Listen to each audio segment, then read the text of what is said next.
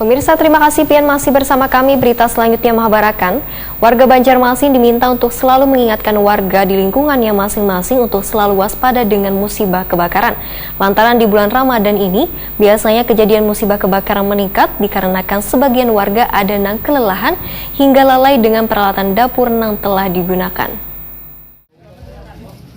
Warga Banjarmasin diminta untuk selalu mengingatkan warga di lingkungannya masing-masing untuk selalu waspada dengan musibah kebakaran. Lantaran di bulan Ramadan ini biasanya kejadian musibah kebakaran meningkat dikarenakan sebagian warga ada nang kelelahan hingga lalai dengan peralatan dapur yang telah digunakan. Musibah kebakaran yang sering terjadi bisa disebabkan oleh beberapa faktor. Faktor kelalaian manusia juga bisa menjadi pemicu terjadinya kebakaran.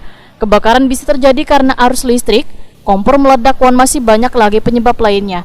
Demikian dipadahakan Wakil Ketua DPRD Banjarmasin Matnur Ali FSE lawan Prima TV jelang tengah hari Senin 4 April 2022. Politisi Partai Golkar ini menyatakan walaupun kebakaran bisa terjadi tanpa diduga, namun tindakan preventif mencegah terjadinya kebakaran haruslah dilakukan. Menggunakan alat listrik yang secukupnya, jangan sampai di luar kewajaran, menjauhkan benda-benda yang mudah terbakar dari jangkauan api, menjauhkan pemantik api dari kekanakan, serta bagi nang perokok diingatkan untuk memastikan abu rokoknya benar-benar sudah padam. Dan lagi tidak kalah pentingnya juga himbau kepada masyarakat di luar dari surat edaran ini, saya menghimbau supaya selama bulan Ramadan ini berhati-hati dengan bahaya kebakaran.